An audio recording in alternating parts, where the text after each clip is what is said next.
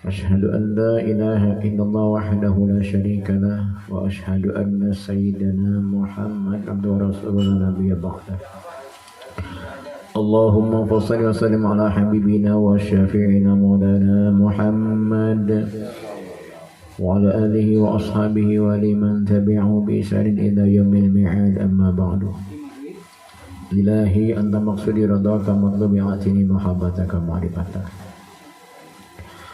وقال الله تعالى أعوذ بالله من الشيطان الرجيم بسم الله الرحمن الرحيم يا أيها الذين آمنوا اتقوا الله حق تقاته ولا تموتن إلا وأنتم مسلمون يا أيها الذين آمنوا اتقوا الله وقولوا قولا سديدا يصلح لكم أعمالكم ويغفر لكم ذنوبكم ومن يطع الله ورسوله فقد فاز فوزا عظيما وقال النبي صلى الله عليه وسلم عليكم بتقوى الله فإنه جميع كل خير وقال أيضا أفضل ما قلت أنا والنبيون من قبلي لا إله إلا الله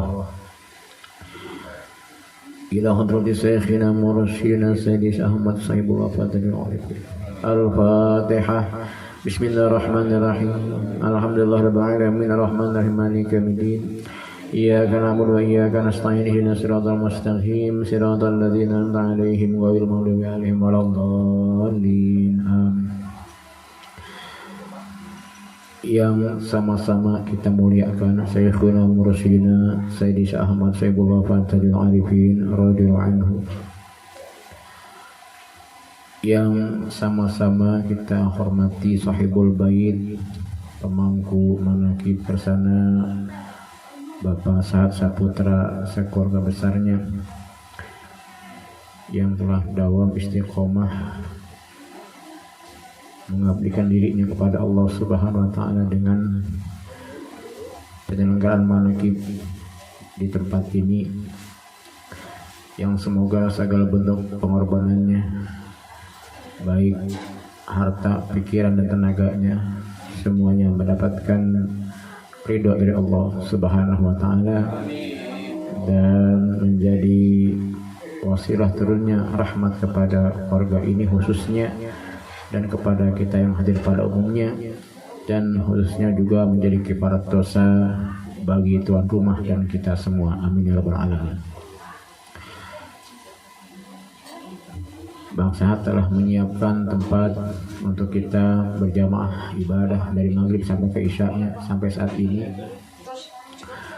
bahkan telah memberikan kita hidangan makanan yang luar biasa, santapan jasmani yang ada dalam hadis Rasulullah SAW disebutkan min mujibati maghfirati rabbi tabaraka wa ta'ala it'amut ta'am, yang menjadi wasilah diterimanya permohonan ampun kepada Allah Subhanahu wa taala adalah dengan menghidangkan makanan.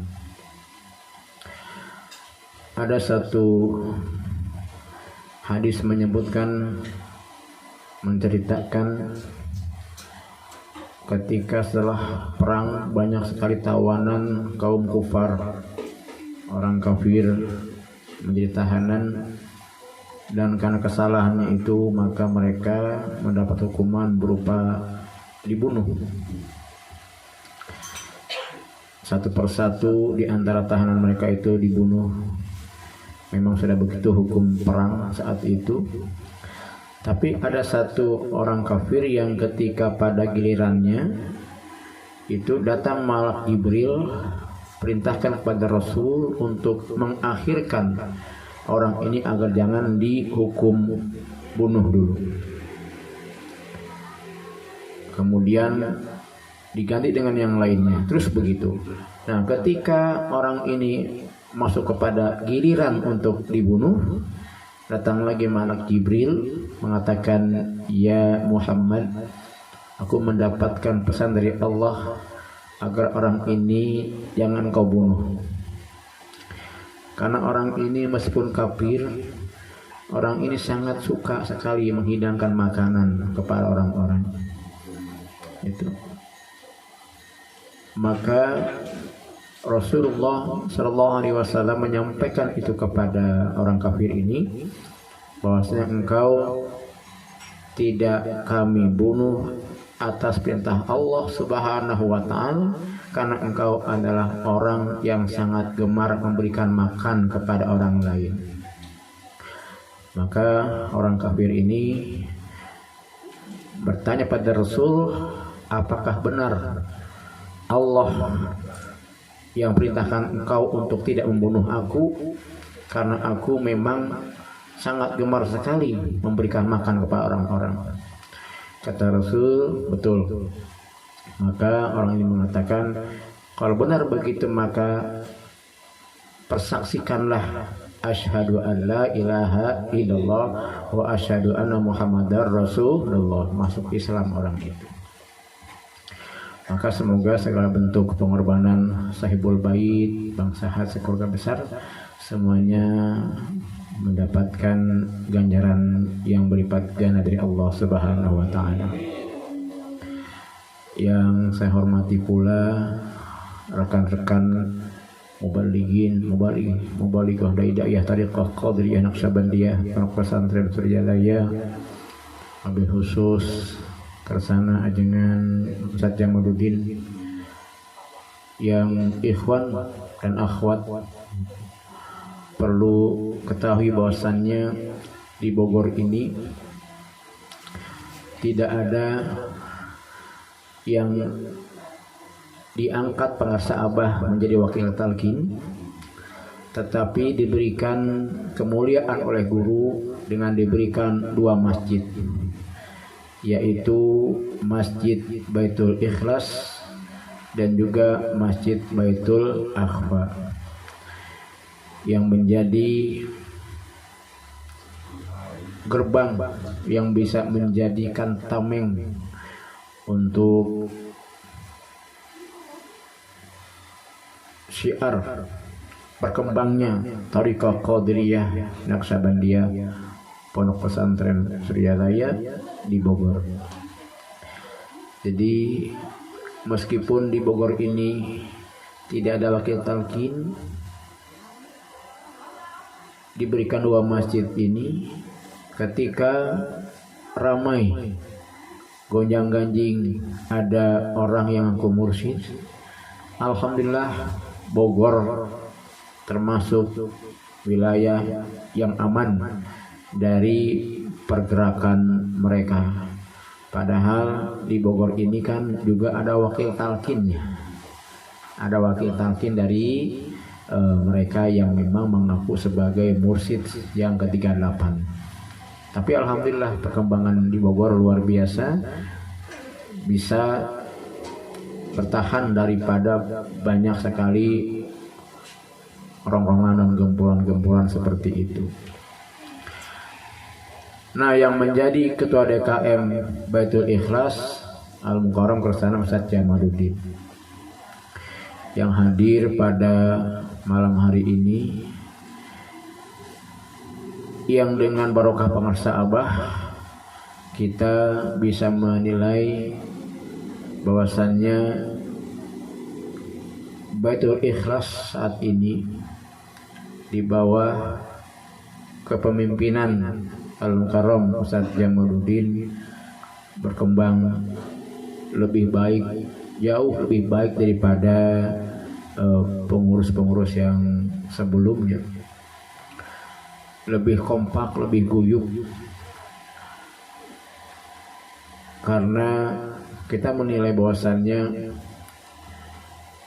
ketua DKM saat ini bisa dikatakan sebagai multi talenta lah, gitu bahasa kita, segala bisa ya, bukan sekedar untuk keilmuannya yang kita akui, tapi juga kemampuannya dalam merangkul semua pihak sehingga bisa bergabung di kegiatan tariqah, yaitu di Masjid Baitul Ikhlas.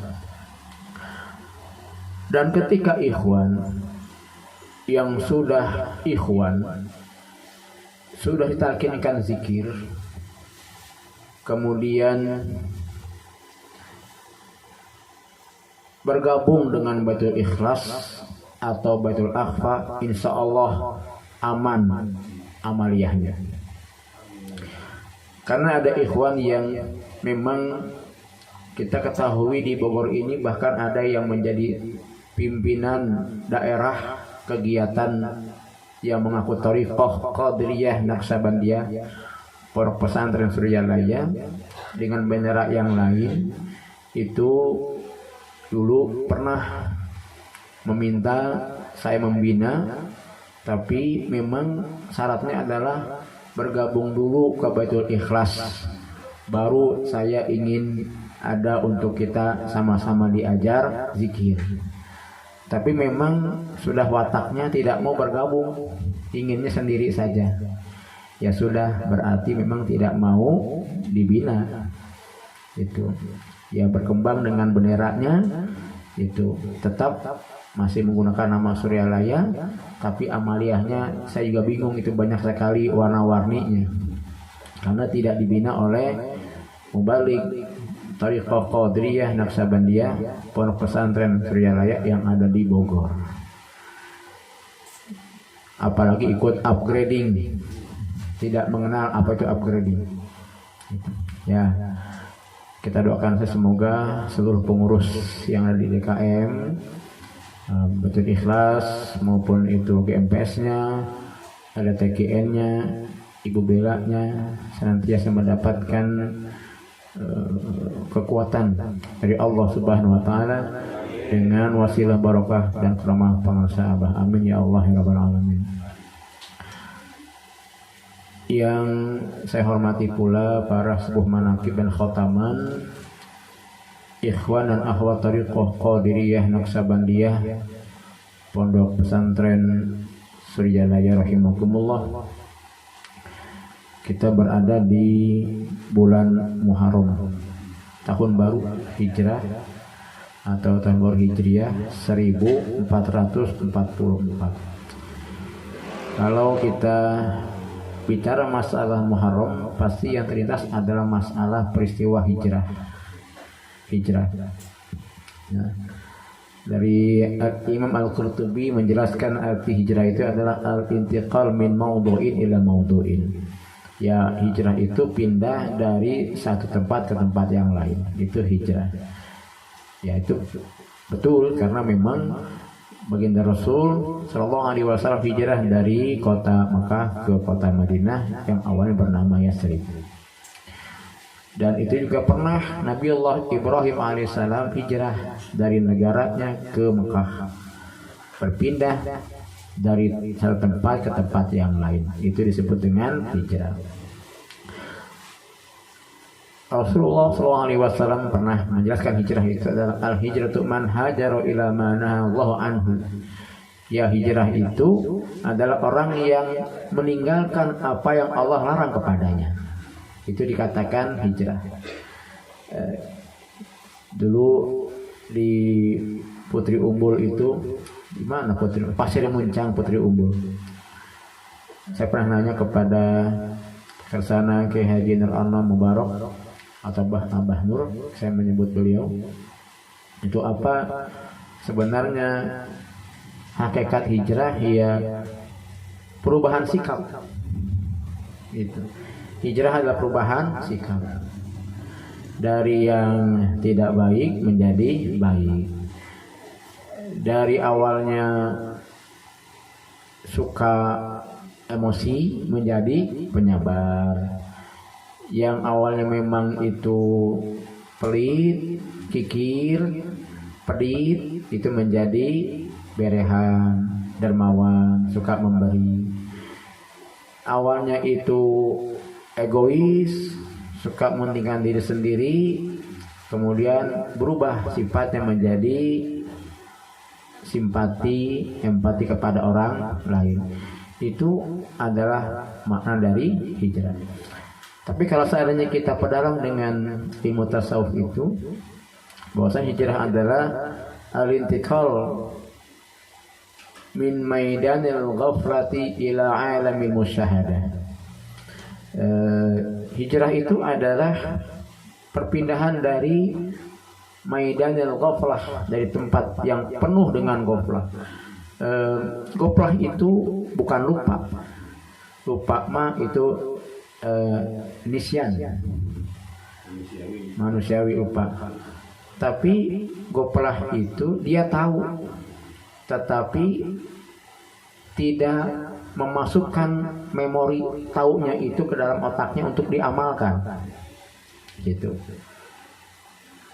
Mereka tahu Allah itu maha tahu, tetapi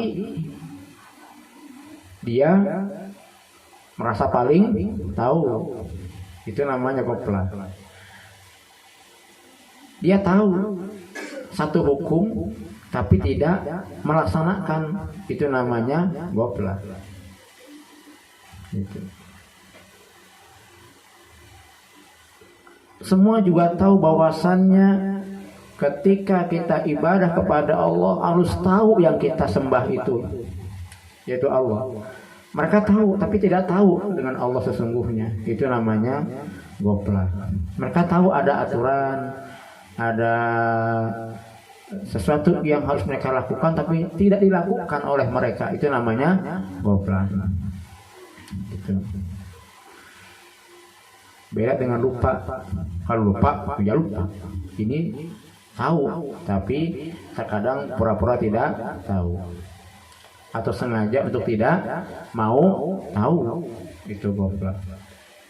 Ila alamil musyahadah, kepada alam, kepada kondisi suasana musyahadah, persaksian kepada Allah Subhanahu wa ta'ala. Nah, untuk sampai kepada hijrah yang dikatakan tadi para ulama tasawuf itu, ya tidak ada cara lain kecuali dengan zikrullah, dengan zikrullah, dengan zikir kepada Allah.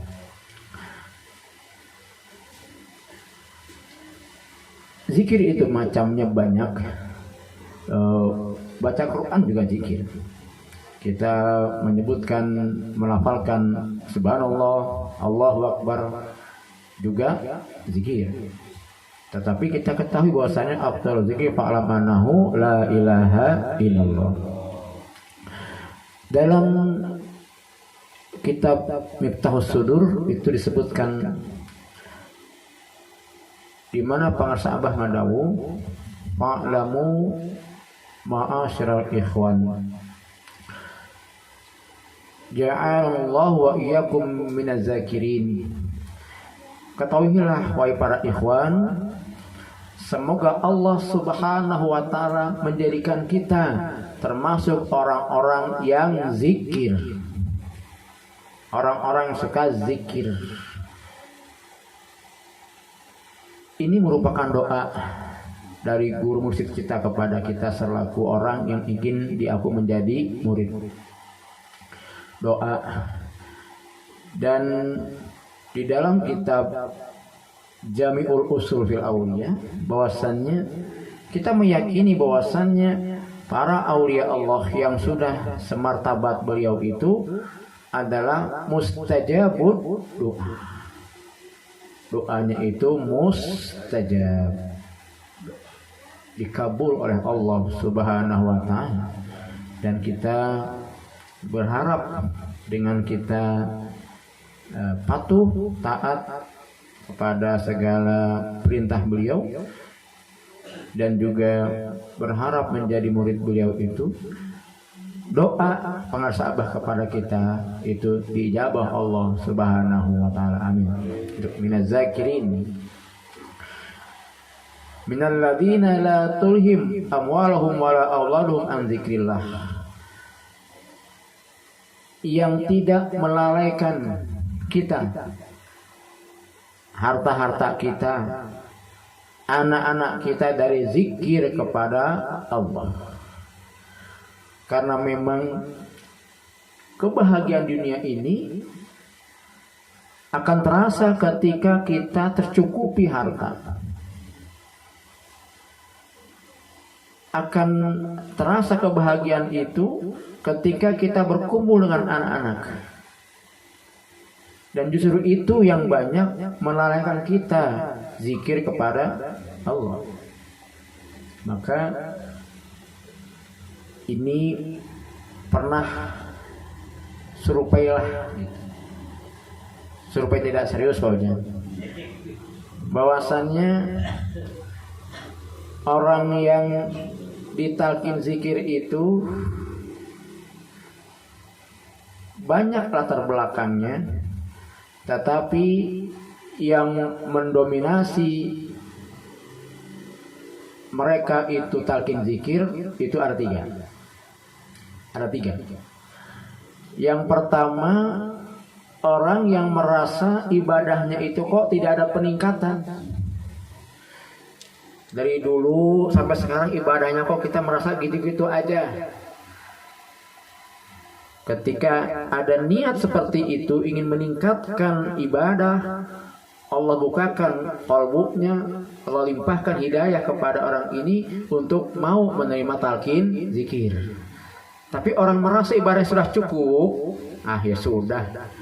Ya maghrib berjamaah di masjid, isya di masjid, subuh, zuhur, asar sudah berjamaah, cukup sudah beres. Maka ini biasanya sulit untuk diajak untuk talqin zikir.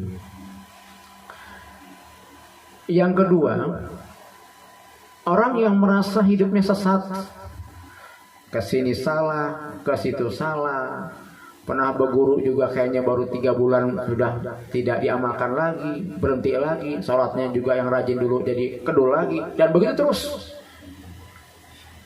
Nah yang begini nih biasanya juga mau ditalqin zikir gitu. Tapi bagi mereka yang memang sudah merasa hidupnya sudah lurus, merasa sudah lurus gitu, padahal belum lurus gitu, merasa sudah lurus, itu jarang Pak yang mau ajak talqin zikir.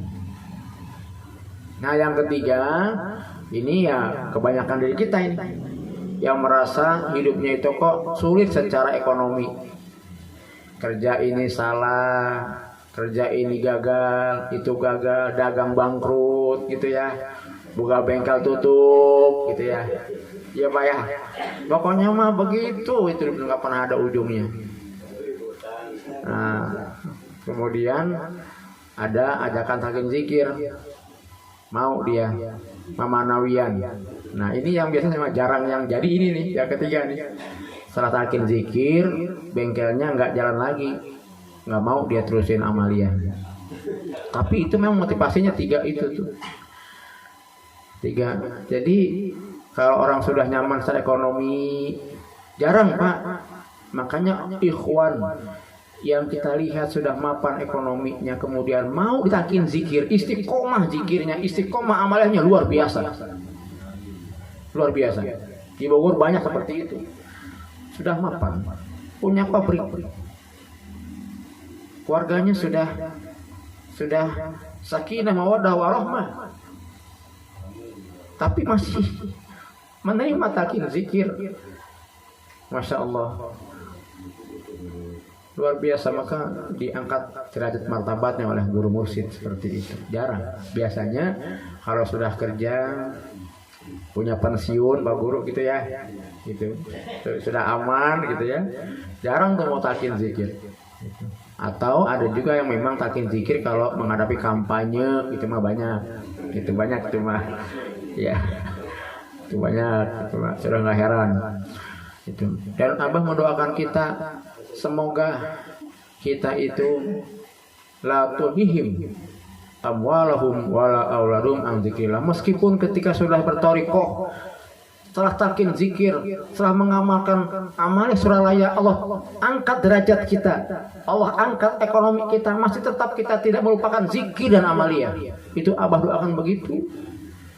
Rasanya maaf punten pisan kalau tidak kuat doa guru mursyid Pak, tidak kuat doanya. Bukan manusia yang dekat dengan Allah, tidak akan pernah kita berkumpul malam ini seperti ini. Masing-masing yang sudah merasa sukses, sudah berhasil masing-masing. Ini mah pengalaman Pak, pengalaman. Ngamalkan 3 bulan tercapai, udah tuh nggak ngamalkan lagi. karena sudah merasa sampai kepada niat awalnya. Tapi kita masya Allah ini karena kita bukan kuat, dikuatkan oleh guru mursyid. Kita ini lemah, tapi kita dikuatkan oleh pengarsa Abah. Ini doa beliau kepada kita selaku ikhwan dan akhwat yang selalu berharap ingin diaku murid oleh pengarsa Abah. Anna dzikra min a'zamil umur al-fadail wa afdalu al-fuyudat al-qurbat wa awsalu al-wasail. Kata pengarsa Abah dalam kitabnya sudah itu, wa anna dzikra, sesungguhnya zikir itu adalah perkara yang paling agung dari seluruh padilah-padilah keutamaan yang ada. Dalam hadis sahih itu, baginda Rasul SAW menegaskan bahwasannya zikir itu lebih utama dibandingkan amaliyah yang lain. Sampai ada saat mengatakan, bagaimana dengan orang yang syahid fisabilillah? Kata Rasul, masih lebih tinggi, lebih agung zikir kepada Allah dibandingkan mereka yang syahid fisabilillah. Maka dikatakan oleh pengarsa Abah min a'zamil umur al-fadail, dari perkara yang sangat agung, dari perkara-perkara yang memang banyak macam padilah-padilah. Dalam hadis disebutkan pula bahwasannya subhanallah itu zikir, alhamdulillah itu zikir. Ketika kita zikir subhanallah, maka separuh mizan itu tertutup oleh pahala zikir subhanallah. Ketika zikir alhamdulillah, maka seluruh mizan itu terpenuhi oleh pahala alhamdulillah. Tetapi ketika lisan kita zikir la ilaha illallah, laisa bainaka wa bainahu hijab, tidak ada lagi di antara engkau dan Allah itu hijab. Saking dekatnya zikir la ilaha illallah. Ikhwan akhwat tariqah Qadiriyah Naqsabandiyah, pondok pesantren Suryalaya, inilah hijrah kita. Hijrah selalu berupaya merubah sikap. Tidak apa-apa kita mau dikatakan orang yang dulu pemarah, semoga sekarang jadi orang yang penyabar. Tidak apa-apa orang mengatakan dulu mah kita pembohong, semoga kita sekarang menjadi orang yang jujur. Kan pernah, dulu kan berarti. Dan semoga itulah yang disebut dengan hijrah yang tadi dikatakan oleh pengarsa Kiai Haji Nur Alam, yaitu berubah sikap. Itu hijrah. Ada orang yang mengartikan hijrah, kita tidak menyalahkan, tidak. Tetapi ini jadi bahan renungan kita. Hijrah itu sangat frontal sampai keluar pekerjaan, Pak. Dengan maksud hijrah, keluar pekerjaan, tidak melihat, tidak mempertimbangkan kondisi ekonomi dari keluarganya, dia hijrah saja. Sehingga ketika hijrah itu justru ekonomi dan keluarganya menjadi berantakan karena terlalu frontal. Dan kita sebagai ikhwan dan akhwat tariqah Qadiriyah Naqsabandiyah, pondok pesantren Suryalaya, belum pernah disuruh oleh guru mursyid untuk seperti itu. Kalau sudah zikir, sudah tinggalkan pekerjaanmu, nggak ada kan ya? Tidak ada. Jadi ditambah itu, masya Allah, kalau kita terjemahkan berdasarkan kemampuan kita yang memang sangat lemah ini, banyak justru kita termotivasi untuk lebih berkualitas, berprestasi dalam kerja kita. Di mana ada dari tambah itu anggur mah buktikan kehadiran sinamdal tina kasucian itu. Ya, yang jadi pedagang terus pedagangnya, yang jadi pegawai terus jadi pegawainya, yang jadi sopir terus jadi sopirnya, yang punya bengkel teruskan bengkelnya. tetap mengamalkan amaliyah thariqah qadiriyah naqsabandiyah pondok pesantren Surya. Semoga ada keberkahan di setiap amal-amalan kita untuk pekerjaan kita. Amin. Di dalam kitab Miftahus Sudur pun pengarsa Abah itu menyampaikan kepada kita bahwasanya wa hadhil kalimatu thayyibatu kama tutahhiru zakir anisirkil jali tutahhir aidan anisirkil khafi.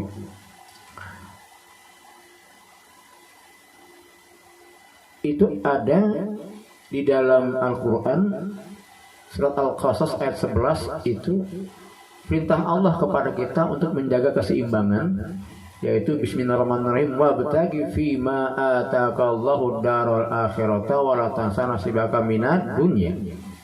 Kata Allah di situ, gapailah apa yang Allah telah tetapkan kepadamu, darul akhirah, negeri akhirat, wala tansa nasibaka minad dunya. Tapi jangan lupa dengan nasibmu, kebahagiaanmu di dunia. Nah, keseimbangan antara kita diharuskan menggapai kebahagiaan akhirat tanpa melupakan kebahagiaan dunia ini, itu dengan kalimat la ilaha illallah, dengan dawamu zikri, Pak. Karena dengan zikir itu bukan sekedar menghilangkan syirik jali yang jelas, tapi juga membersihkan diri dari syirik khafi. Dalam hadis itu disebutkan bahwasannya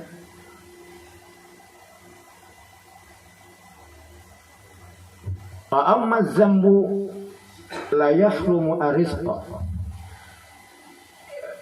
Yang menjadi penghalang rezeki itu adalah dosa. Rezeki itu bukan uang saja, Bu, ya. Bukan. Jangan kita persempit rezeki dengan uang. Ketenangan hati itu rezeki. Istri bager juga rezeki. Istri cerewet rezeki juga itu, Pak. Itu sama, itu rezeki juga. Iya. Jangan sampai itu jadi itu.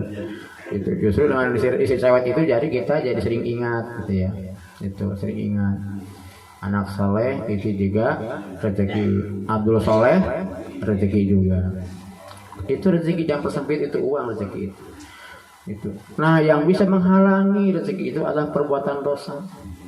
Dosa zahir, dosa batin, dosa yang kita sengaja maupun yang tidak disengaja. Yang banyak itu malah dosa yang tidak disengaja.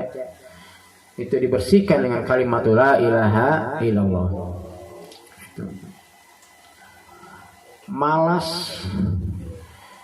ini sering diingatkan oleh Al-Mukarram Ustaz Jamal. Jangan mentang-mentang sudah ikhwan, sudah zikir, tidak mau membenahi ibadah syariatnya. Itu justru dengan zikir itu kita termotivasi untuk membenahi amal-amal ibadah kita. Wudunya, itu, tata cara sholatnya. Kenapa kita kok harus di sini ada zikir, Bu, Pak?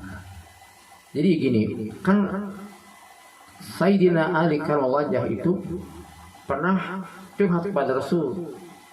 Kata beliau, ya Rasulullah, ini hukum syariat semakin banyak, semakin luas, semakin bertambah. Hukum syariat itu makin lama bukan makin berkurang, Pak. Permasalahannya makin bertambah. Itu. Ketika di zaman Rasul, beliau pernah mengatakan, jangan engkau ketika khutbah Jumat bermain batu. Ketika khutbah Jumat jangan engkau bermain batu. Sekarang bukan batu, Pak, HP. Batu memang nggak ada. Di masjid itu yang ada hambal, karpet, nggak ada batu. Tetapi sekarang ini HP. Maka itu sama. Artinya permasalahan itu semakin bertambah, maka hukumnya pun berkembang. Segitu di zaman Rasulullah Shallallahu Alaihi Wasallam. Apalagi 14 abad kemari, masalah pas semakin banyak, hukum semakin berkembang. Maka ada istilah bahsul masail di ulama NU itu, karena banyaknya masalah itu dipecahkan dengan hukum. Bahsul masail. Kata Rasulullah, jadikanlah lisanmu rotban min zikrillah, basah dengan zikrullah. Artinya dengan zikir itu bikin kita termotivasi, terbuka hati untuk menerima yang hak. Ketika ada orang yang mengajarkan kita apapun, itu kita bisa menerapkan dalam ibadah kita. Jadi tidak ada penolakan, kita ada kekurangan di masalah tata cara wudu, kemudian ada mubalik yang menyampaikan itu kepada kita, ketika manakib kita ikuti, menerima, tidak menolak. Yang susah itu adalah sifat penolakan hati kepada kebenaran. Itu yang sulit. Mengaku akhirnya tertutup itu dari ilmunya Allah. Dengan catatan kita juga harus melihat dulu siapa yang menyampaikan. Jangan sampai kita itu lagi jalan kemana, mampir ke satu masjid, pas di sholat Jumat ada khatib khotbah tentang bid'ah misalnya, itu buat kita ragu dengan zikir kepada Allah. Metode Tariqah Qadiriyah Naqsabandiyah Pondok Pesantren Surya, itu sudah beda mazhab. Sudah beda mazhab. Jangan karena itu kita ambil semua, kita harus juga menyaring. Kalau kita mau pakai cara namanya ilmu loker. Ya terima semua kan tuh baik. Ada dalilnya. Ada dalilnya, semua ada dalilnya. Qurannya, hadisnya, tapi yang memang dalil itu berbeda dengan pemahaman kita terima, masukkan ke loker yang satu. Loker kita mah loker Pondok Pesantren Suryalaya gitu. Jadi tidak ada pernah kita membenci kepada ulama sejaman gitu. Biarkan saja mereka menyampaikan ilmunya yang toh itu pun juga yang mereka yakini dan sudah mereka pelajari. Masukkan itu ke dalam loker, kita mah tetap berpatokan kepada tuntunan, bimbingan dari Pondok Pesantren Suryalaya. Gitu. Ya.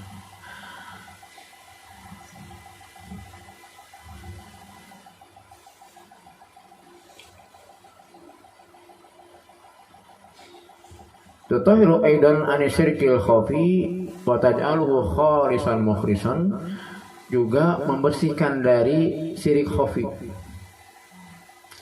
Syirik khafi, kalau syirik jali insyaallah kita mah sudah tidak lagi menyembah topekong, tidak lagi percaya kepada perdukunan, kecuali dukun tulang dan dukun beranak masih percaya kita itu ya. Masih percaya kita dukun tulang dan dukun beranak, itu masih kita percaya dan nggak dilarang. Dukun beranak sama dukun tulang, dukun patah tulang. Ya. Syirik khafi yang tersembunyi ada di situ ria, ada di situ pengakuan. Makanya kenapa sih para mubalik kita, para ajengan kiai kita dan para wakitalkin itu selalu mengajak kita kepada ini barokah pengersa abad. Itu untuk menghilangkan pengakuan diri kita. Dan itu memang ada dalam kitab Al-Fuyudat Ar-Rabbaniyah, ketika Tuan Syekh itu mengislamkan banyak orang Nasrani dan Yahudi. Bukan lagi ratus ribu yang Tuan Syekh itu islamkan dari golongan Nasrani dan Yahudi. Ada muridnya bertanya, kan ini peristiwa luar biasa, sampai hari ini saya belum pernah mengislamkan orang Kristen, belum pernah, sampai sekarang ini belum pernah. Itu ada orang masuk Kristen masuk Islam gara-gara saya, belum pernah tuh. Itu. Ini ribuan orang Yahudi Nasrani masuk Islam dengan wasilah Tuan Syekh. Maka beliau ditanya, apa sih rasanya sampai engkau itu bisa mengislamkan ribuan Yahudi dan Nasrani? Beliau menjawab, bukannya karena aku ini sholat subuh dengan wudhu Isya 40 tahun, bukan. Bukan karena aku ini di Tegalan Irak selama 25 tahun tidak bertemu dengan manusia, bukan. Tetapi beliau jawab adalah hadhihi min barakati Rasulillahi sallallahu alaihi wasallam. Itu beliau jawab begitu. Ini semua adalah barokah daripada Rasulullah sallallahu alaihi wasallam, karena memang dalam kitab belum ditemukan siapa mursyidnya Tuan Syekh. Kalau guru thariqahnya ada di dalam Mangkobah. Guru thariqahnya ada. Tapi untuk mursyidnya Tuan Syekh itu sepakat para ulama tasawuf ya, guru Tuan Syekh itu mursyidnya adalah baginda Rasulullah Muhammad sallallahu alaihi wasallam. Termasuk Al-Imam As-Sazili itu pun mursyidnya baginda Rasul, termasuk Imam At-Tijani itu pun mursyidnya langsung baginda Rasulullah sallallahu alaihi wasallam. Maka beliau itu menisbatkan segala bentuk keberhasilan itu bukan karena daya dan upayanya, bukan karena kemampuan dan kekuatannya, tapi semua ini adalah barokah daripada mursyidnya baginda Rasulullah Muhammad sallallahu alaihi wasallam. Makanya ketika kita mungkin ada orang yang memuji kita atas keberhasilan kita, maka disebutkan itu kepada ini semua barokah dan karomah pengasahabah. Wa anna hadal kalimatu tujaril qulub an hujubil alaik al-unsuriyah. Dengan zikir ini pula hati itu terpisahkan, diamankan dari hujub, dari hijab-hijab al-alaik al-unsuriyah, dari komponen-komponen unsur-unsur yang ada dalam diri kita. Secara ringkasnya begini, yang gampangnya itu pernah Ajang Jejen pernah menyampaikan itu di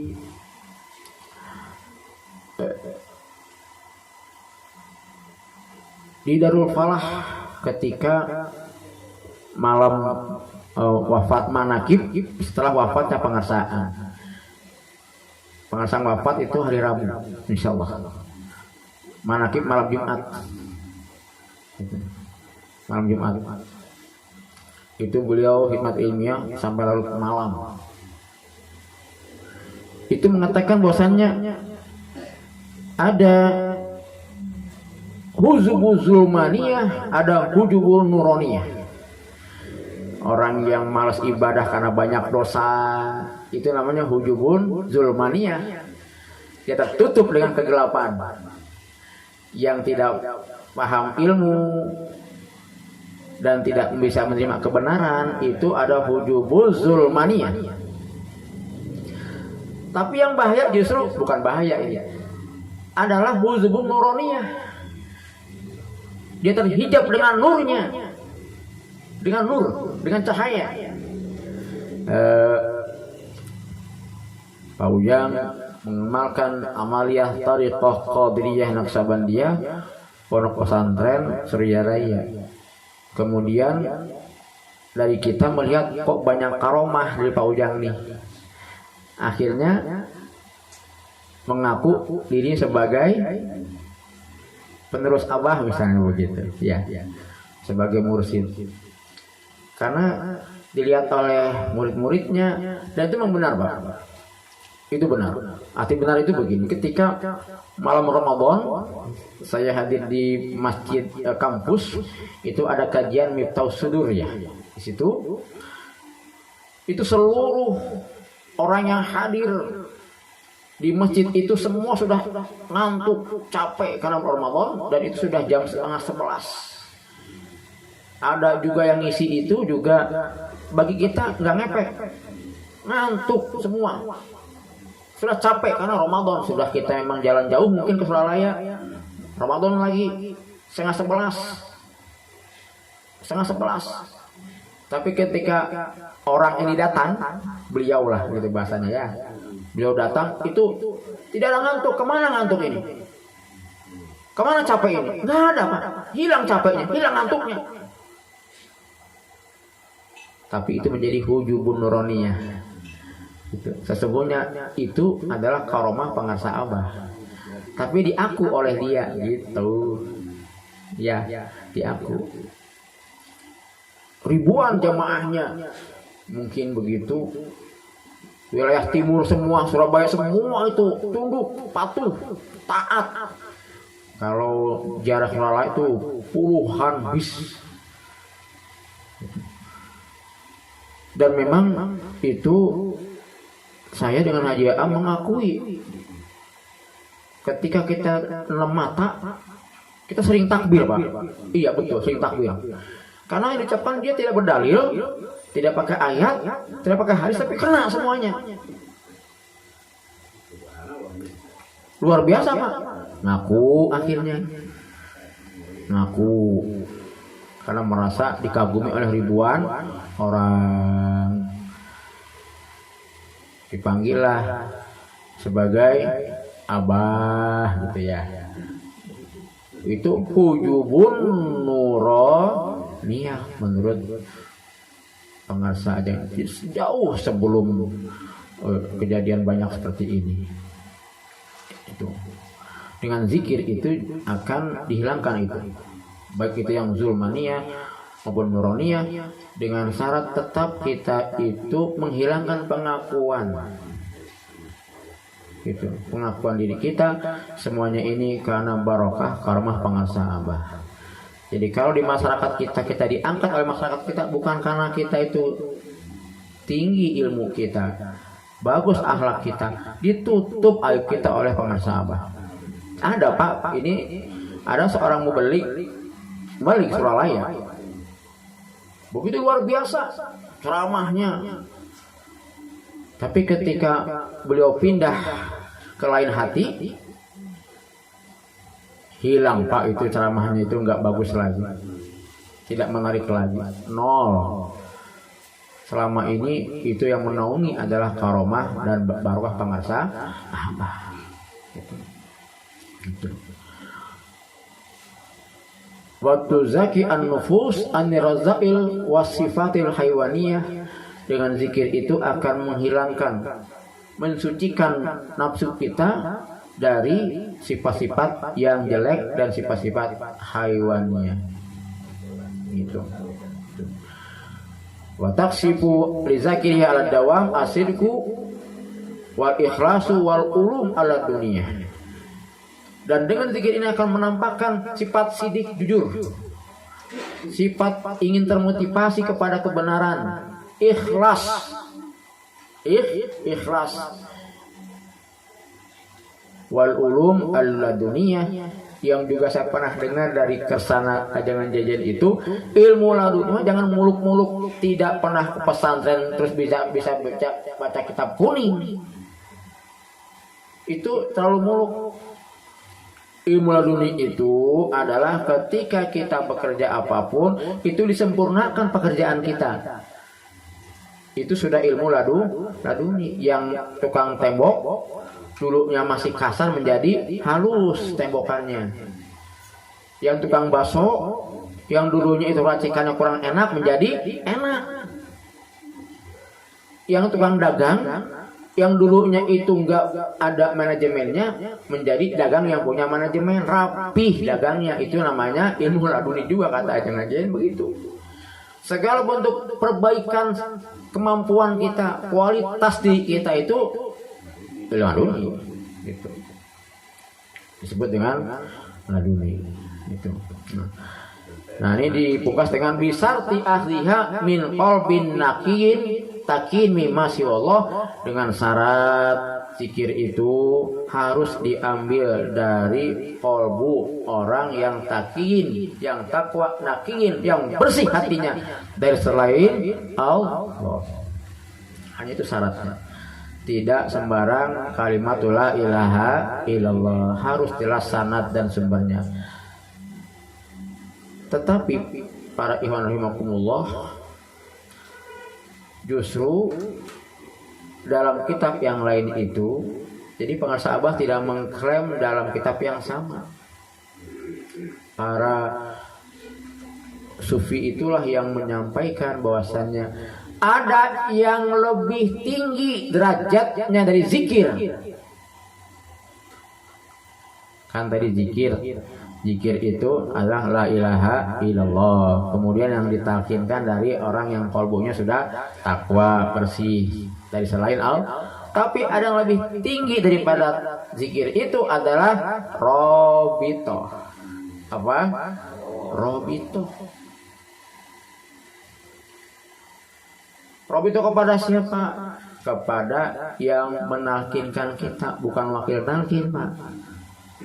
Karena wakil talkin itu adalah merupakan, katakan, dipinjam oleh Abah lisannya untuk menalkin zikir, bukan akhlaknya. Kata pengarsa, jangan toras, jangan sampai nanti ada wakil talkin yang tidak baik akhlaknya kita ikuti juga akhlaknya, bukan akhlaknya. Kata Ustaz Toras mah dipinjam Abah itu lisannya untuk menalkinkan zikir.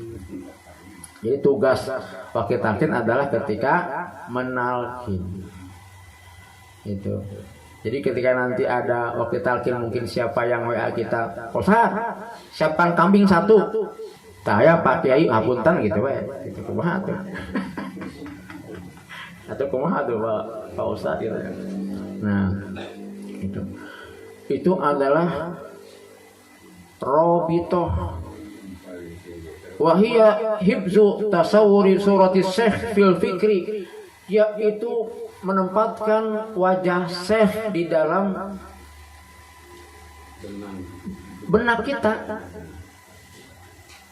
Ketika kita zikir, ketika kita mengamalkan, tidak ada lain kecuali zikir yang kita zikirkan, dan di situ ada robitoh kepada guru mursyid.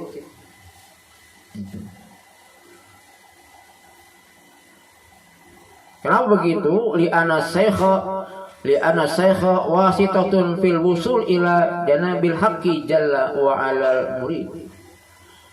Karena yang menjadi tukang lantaran zikir kita, amaliyah kita, itu adalah guru mursyid. Yang menyampaikan amaliyah kita itu adalah guru mursyid. Kalau diberikan perumpamaan, kita diberikan ijazah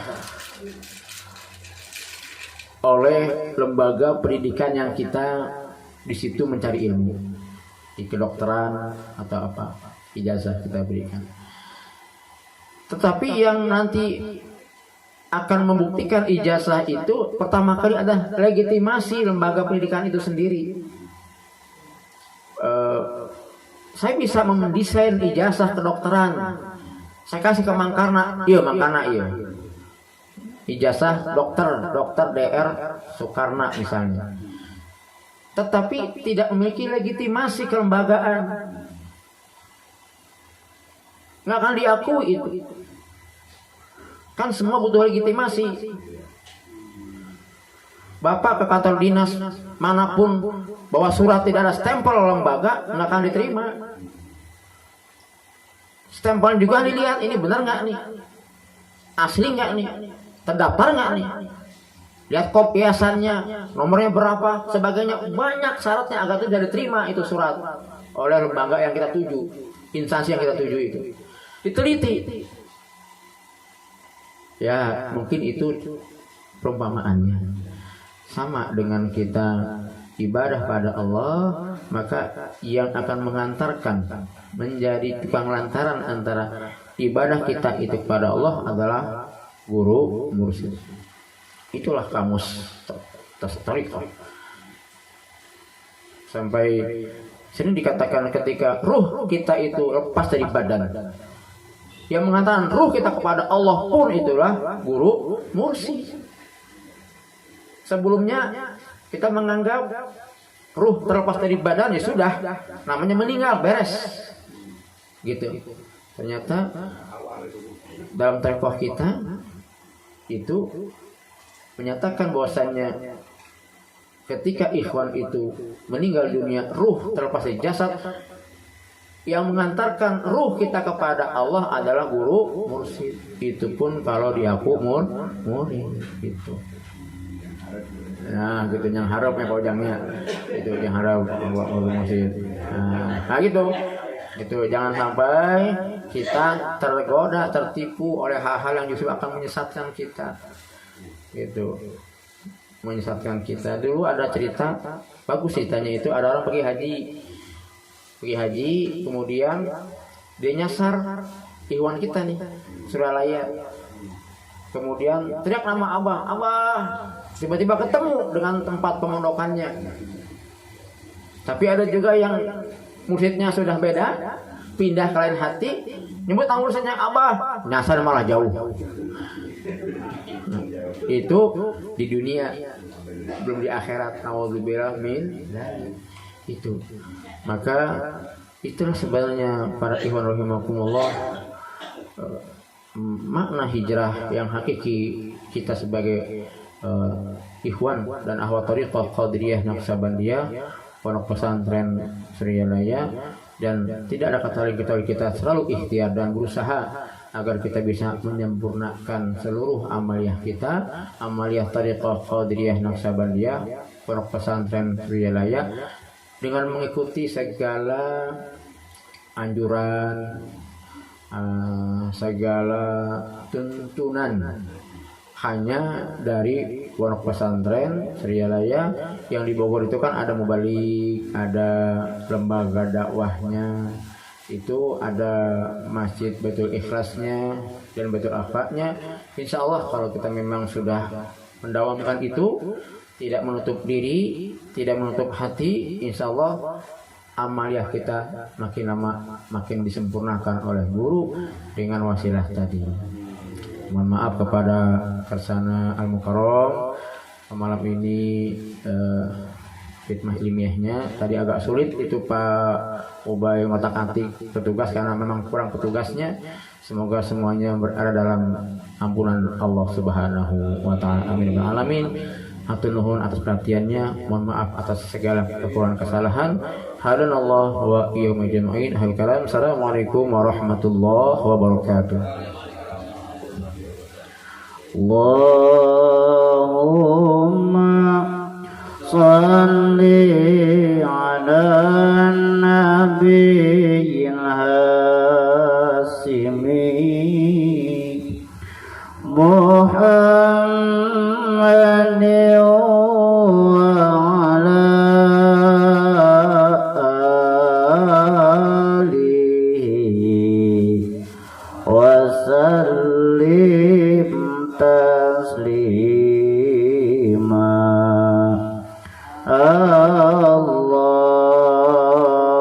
Allahumma salli ala nabiyil hasimi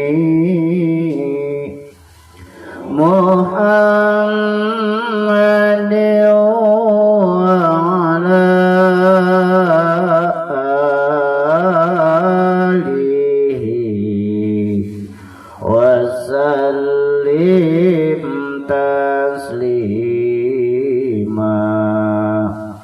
Allahumma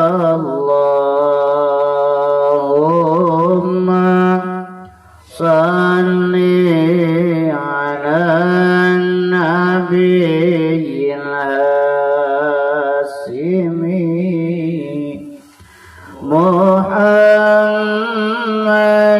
wa ala